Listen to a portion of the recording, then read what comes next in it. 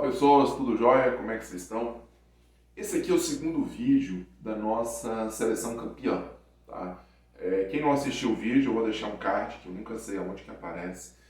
E vocês vão poder assistir o vídeo 1, onde eu explico melhor como é que vai ser essa seleção. O vídeo de hoje nós vamos falar do goleiro, tá? Qual que é a característica de um goleiro num time? Se caso o outro time contra-atacar, o goleiro é a última barreira para evitar a derrota, no caso o gol, né? Então ele vai lá, está segurando a bola, ele vai impedir que o time adversário marque um ponto aí que vai desfavorecer o time. Na nossa seleção, no nosso time, a gente precisa de uma raça que, caso todas as outras raças não conseguirem executar aí a sua função, que avançar e fazer gol lá, essa raça segura. E aí, como eu falei com vocês, eu preciso de uma raça que vai garantir o sucesso. E a única raça que não é exatamente uma raça, eu falo assim, uma categoria, né? São as caipiras. Tá? Então, independente de se elas estão na postura ou se elas são para cortes, a caipira ela vai garantir aí o sucesso do seu negócio. Primeiro porque quando a gente avalia as características dessa raça, como vocês podem ver agora aí, ela tem uma rentabilidade mediana, tá? Por que ela é mediana? Porque ela vai depender muito do preço de mercado. Então, se o ovo de granja no supermercado ele baratear, inevitavelmente o preço do ovo caipira ele tende a cair um pouco. Tá? Então, está com superprodução de ovos, os mercados estão fazendo promoção, há um tempo atrás estava R$ 8,00 a cartela de 30 ovos de granja, inevitavelmente os ovos caipiras vão cair. Então a gente fica com uma certa dificuldade aí na questão da rentabilidade. Um outro ponto é a questão da falsificação.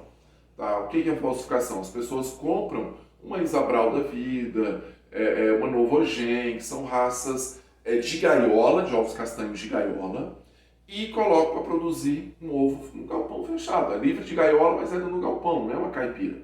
Só que aí coloca o urucum na ração e tal, não sei o que, e fala assim, é permitido, infelizmente a lei permite, né? Aí sim, é legal, mas é imoral, né? E aí o que acontece? Eles vendem. Então, o ovo caipira genuíno, ele fica com uma dificuldade de penetração no mercado, então ele tem aí uma dificuldade de venda a altos preços, porém vende. Tá? Você consegue desovar a produção muito fácil. Então você vende, a rentabilidade é mediana, só que a escalabilidade é altíssima. Tá? De todas as raças que eu vou colocar aqui, a caipira, falei de ovos, mas para corte também, tá? Vender o frango para corte e tal. Tem a falsificação, né? Tem os frangos aí de crescimento rápido, 80 a 90 dias atinge peso de abate. Que teoricamente não é caipira, né? O caipira genuíno, qual a gente conhece, mas aí tem uma BNT altamente questionável, feita por um grupo de interesses e tal. É como se eu, Ricardo Dornas, avaliasse quais são os melhores cursos de criação de galinha caipira e colocasse que o curso completo da Chácara Dornas é melhor. Ou vocês vão, pai, peraí, é teu, cara? Enfim, então a BNT ela tem aí essa falha moral, mas ela é legal. Então a gente pode colocar aí esses caipiras também. Eles vão ter aí uma alta aceitação, é fácil comercializar, porém ela tem uma rentabilidade mediana, a gente consegue subir muito a rentabilidade. Uma outra característica é a questão aí da comercialização. Como eu já falei, é fácil, tá? A escala é alta justamente porque a comercialização ela é alta, então a gente consegue colocar no mercado de forma muito, muito fácil os nossos produtos. Seja um frango vivo ou abatido, claro, respeite aí a legislação municipal, e mais os ovos, a legislação é muito mais branda, né? Então você consegue colocar no mercado também, então é fácil a comercialização. E a outra ponta é fácil adquirir. Então eu consigo comprar pintinhos de um dia, todos esses pintinhos hoje, a seleção é por asa, tá? Então você consegue numa loja agropecuária e peninhas grandes fêmea, peninhas curtas da asa macho, tá? Todos esses híbridos comerciais eles têm esse critério de seleção, então você consegue aí comprar. Só cuidado, tá? Vou fazer um parênteses aqui com a questão da asa, não é hormonal, não é toda fêmea que vai ter uma asinha grande, nem todo macho que vai ter uma asinha pequena, é seleção. Algumas empresas de venda de pintinhos de um dia, elas tendem a colocar as matrizes junto com o lote comercial, principalmente quando o lote de abate. Então é possível que você compre um machinho com asinha grande, tá? A Ave Pluma faz isso muito fácil, o Globo Aves faz isso muito fácil. Então eles estão precisando de fêmeas de matrizes, nasce macho e fêmea. Ficam com a fêmea para si, colocam o macho, principalmente naqueles lotes mistos e tal. Então cuidado, é possível aí que você compre um machinho de asa grande e fala, ai cara, você errou. Tem essa ressalva. Mas fora isso, 99% dos pintinhos é fácil a aquisição, até por sexo e tal. Geralmente linha fêmea é só fêmea, né? Então você vai comprar ali só fêmea. E aí, cadê os machos da linha fêmea? Já é proibido matar, né? Não é proibido ainda, mas tá caminhando para ser proibido. E o que os incubatórios caipiras estão fazendo? Estão misturando esses machos em outros lotes mistos ou vendendo como machos de desenvolvimento muito lento. Tá legal? Aí a gente consegue fazer aquisição. Também pode ser interessante, não é ruim não. E a questão da resistência.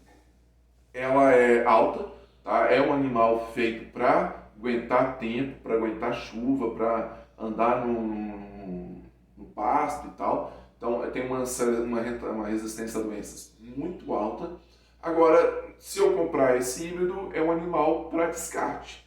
Ou seja, todos os machos eu vou abater, as fêmeas ao final da postura eu vou bater. Dificilmente a gente fica para produzir filhos e tal, tem uma série de problemas com relação à produtividade, tá? Não é com relação a defeito genético nem nada não.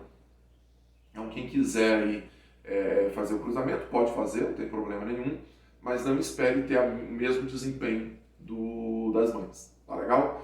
E a questão de manejo e seleção, manejo facílimo, a seleção dificultíssima, tá? É muito complicado fazer seleção genética de galinhas caipiras, a não ser que você adquire um plantel que ele já está aí homogêneo, tá? Então, por exemplo, aqui na Chácara Dornas nós temos duas linhagens. Uma linhagem para corte, que é o pescoço pelado, tá? Por que o pescoço pelado? Porque o pescoço pelado, o gene pescoço pelado, além dele dar uma resistência maior a calor, ele aumenta a proporção de carne. Então, o peito mais largo, a coxa mais grossa, é interessante para corte. E eu tenho uma seleção de fêmeas. A consanguinidade das duas linhas é altíssima, tá? Por que isso? Porque eu quero dois animais muito puros, muito homozigotos, para cruzar e eu tenho aí o animal comercial, o animal que eu vou vender, tá legal? Então, se você encontrar uma genética assim, foi lá naquela fazenda, tem 3 anos que eles não compram animais de fora, é só aquela ali cruzando, deixa o melhor frango para galo e tal, beleza, você pode pegar aquilo ali e vai fazer uma seleção, melhorando a questão da produtividade. Agora, pegar um Embrapa 051, pegar, sei lá, um vermelhão pesadão e querer fazer seleção, não vai ser legal não, tá? É mais complicado, claro que dá, mas é mais complicado. Bacana? Então, esses são os critérios aí da galinha caipira. Agora, qual foi a origem da galinha caipira, de onde que ela veio, né? Qual que é a história dela? O termo caipira, ele é muito brasileiro. Nos Estados Unidos, né, na América do Norte em geral, é chamado de Estados Unidos e Canadá, né, redneck. Tá? Redneck é pescoço vermelho, é o produtor que pega muito sol na labuta diária e tal. Na Europa, eles têm uma tendência a chamar de Lebo Rouge, muito por causa da França. A França tem essa pegada aí um pouco mais slow, né, do que o resto da Europa. E em função da Sasso, né, a Sasso, que eu tenho conhecimento, foi a primeira grande empresa de genética a vender matrizes. Tá? Então, por que aqui no Brasil os primeiros caipiras chamados Lebo Rouge? Quem está assistindo aí tem menos de 30, talvez não saiba, tá? Quando eu era criança, a empresa que importou da Sasso, ela denominava esses pintinhos pescoço pelado de Lebo Rouge ou caipira, né? Então ficou Lebo Rouge e aí nós brasileiros que temos dificuldade de falar outra língua, a gente passou a chamar só de Label. Então ficou aí, Label é selo, tá? Ficou Label e tal. Então a origem desses mais industrializados é a França, a República Tcheca tem também o CZ, que é muito bom, não tem aí a abrangência que tem a Sasso, mas é muito boa também. E aí, claro, depois disso, fugiu até o nome agora, de São Paulo lá, eles começaram a fazer a própria genética aqui, até um xará meu, da família Bianchi, fugiu o nome, daqui a pouco vem. Então, eles começaram a fazer os cruzamentos aqui e tal, então começou a ave pluma, né, que é a ave fran, ela começou a comprar, depois ela começou a produzir matriz, e tal. Então a gente tem das caipiras, vou chamar mais industriais, a gente tem essa origem francesa, mas depois foi feito aqui essa mistura. A Embrapa 051 veio da Granja Guanabara, né, que era uma granja comercial que depois foi incorporado ao patrimônio federal e tal. Agora as nossas caipirinhas mesmo, pé duro, aquelas que a gente adora, elas são até mais rentáveis, elas não são tão escaláveis, mas são mais rentáveis. Ela veio ali, diz a lenda, né, no início daquela troca dos europeus com o índio e tal, os primeiros colonos, que criava galinha ali no quintal, a solta, enfim.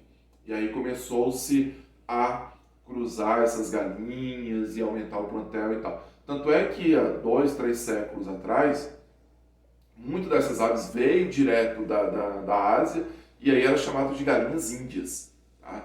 Então, por isso que a gente tem esse termo, que a gente fala até hoje, a ave é índia, né? Uma caipira, ela é índia e tal. E aí, claro, depois aí, acho que na década de 80, se não me falha a memória, tem uma briga muito grande, eu não vou entrar no meio do tiroteio, você sabe se é Minas, Goiás ou Bahia, né? Mas eu vou voltar por Goiás aqui, que é da onde eu moro. Criou-se um índio gigante, bacana. Então eu conheci um produtor de Goiânia, que ele disse que foi ele que criou e tal. Mas enfim, então esse termo índio veio disso e aí surgiu as nossas caipiras. Essas caipiras, elas têm um peso muito variável. Geralmente os galos têm em torno de 3, 3,5, as galinhas 2, 2,200. Tá? Isso é geral, porque se a gente pegar aquela galinha que for um pouco mais selecionada, ela tem mais. Eu tenho um galo hoje, peso médio, 4,5 kg. Tá? Já tive um galo de 6 kg, ele não funciona, machucava as galinhas e tal. Mas eu tenho galos 4 kg, 4,5 kg, fácil, pescoço pelado. Os de postura é 3,5 kg, 3,8 kg.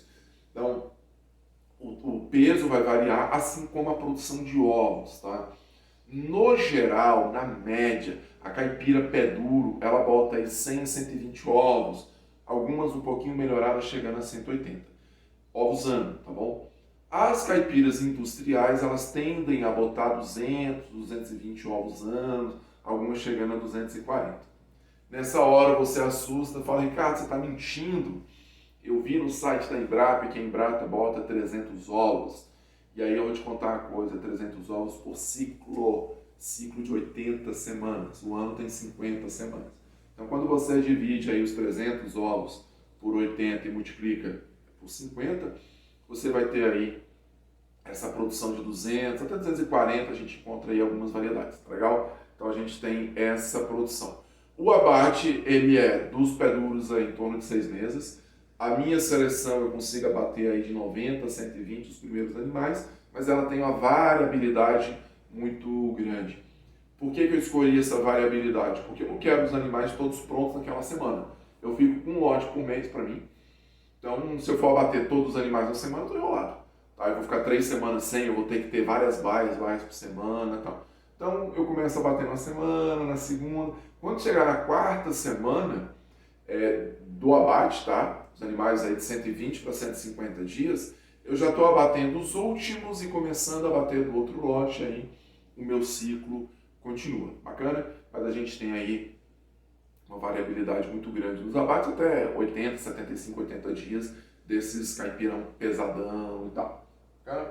Cor de penas variadas, característica variada. O que a gente não aceita, por exemplo, é uma canela branca, uma pele branca, ou crista serra, um animal muito barbeludo. A gente não gosta também da pena soft. O que é a pena soft? Aquela pena macia. Se vocês pegarem, por exemplo, um desses caipiras melhorados, eles têm isso. Tá? É uma pena macia, é um animal retangular, né? Ele é baixinho e mais comprido. E não é legal. O caipira mesmo tradicional, ele é um retangular mais ereto, tem a crista, geralmente ervilha, mas pode ter a crista bola também, que é a interação da ervilha com a rosa.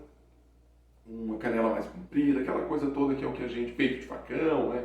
Que é o que a gente gosta nas nossas caipiras. Tá legal? E para a gente fechar aqui, a classificação no geral da caipira é dupla aptidão. Se a gente for ali no padrão mesmo, daquela de fazenda, aquela coisa bem raiz, né? É dupla aptidão. Então os machos são abatidos, as fêmeas ficam para a postura. Quando a gente sai dessa galinha pé duro, né, e vai para uma galinha um pouco mais melhorada geneticamente, a gente já começa a fugir um pouco da dupla aptidão. Se a gente for pegar a Embrapa 051, a Banquiva, enfim, são aves que os machos são muito leves. Então elas são excelentes para a postura, mas o abate fica muito comprometido.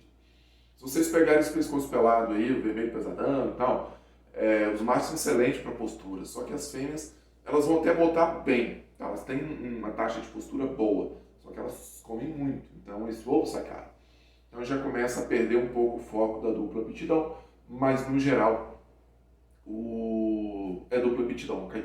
Legal? E aí, o que vocês estão achando do vídeo? Gostaram? Fez sentido para vocês?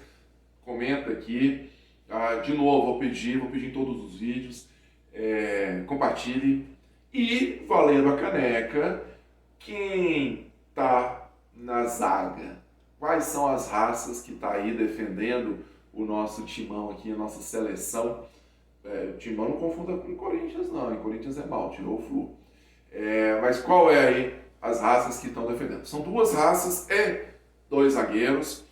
Vou tentar fechar tudo em um vídeo só, não sei se vai ser possível, mas semana que vem, de qualquer forma, aí tem ou o vídeo 1 ou o vídeo 1 e 2 aí da zaga, tá legal? Aguardo vocês, mete o dedão no like aí. Obrigadão, gente. Tchau, tchau.